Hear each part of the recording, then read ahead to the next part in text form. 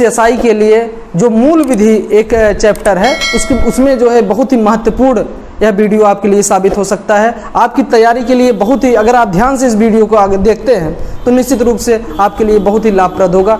जालसाजी, कूट रचना या फॉर्जरी से संबंधित बहुत सारे क्वेश्चन यूपीएसआई के पेपर में पूछे जाते हैं। आप सभी अगर इस वीडियो को और अन्य जितने भी वीडियो बनाए जा रहे हैं सभी का अगर ढंग से अध्ययन करते हैं तो निश्चित रूप से आपके लिए बहुत ही रामबाण साबित हो सकता है, संजीवनी साबित हो सकती है। निश्चित रूप से आपको लाभ मिलेगा। नमस्कार।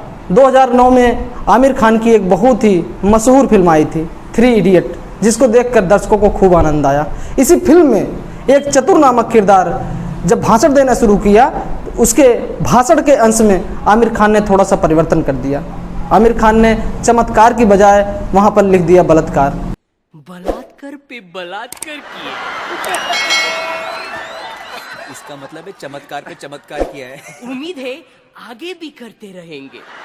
आपने इस संस्थान को वो चीज दी जिसके हमें सख्त जरूरत थी, धन स्तन। और उस भाषण का अंश पढ़ने के बाद दर्शकों को खूब मजा आया।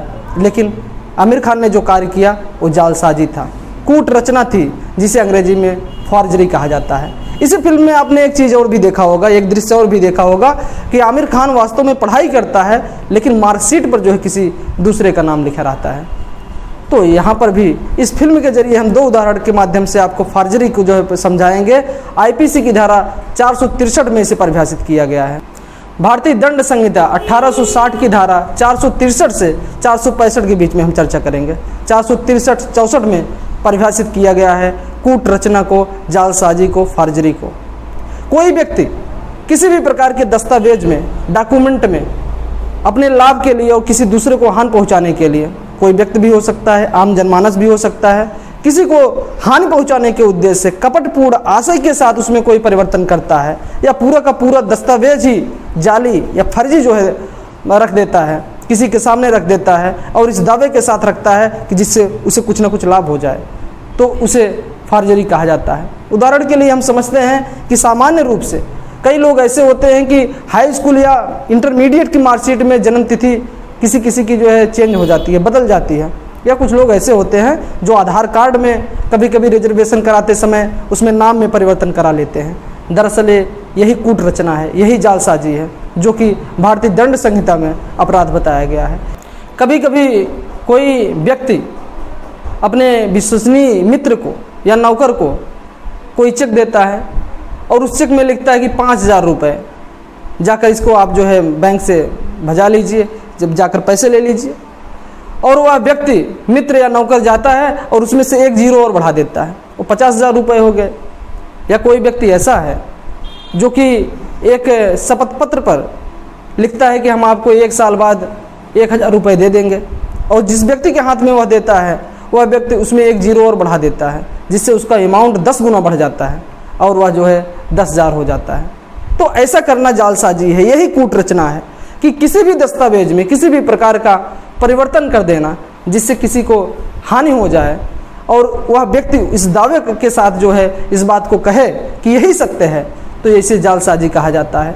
पिछले दिनों शिक्षक भर्ती के मामले में कई दिन अखबार की सुर्खियों में घटनाएं जो है छपती रहीं, जिसमें कई शिक्षक ऐसे फॉर्जरी करते हुए पकड़े गए, जिसमें शिक्षा विभाग में काफ़ी हलचल मची और शिक्षा विभाग के कई ऐसे शिक्षक निलंबित किए गए और उन पर मुकदमा भी दर्ज किया गया।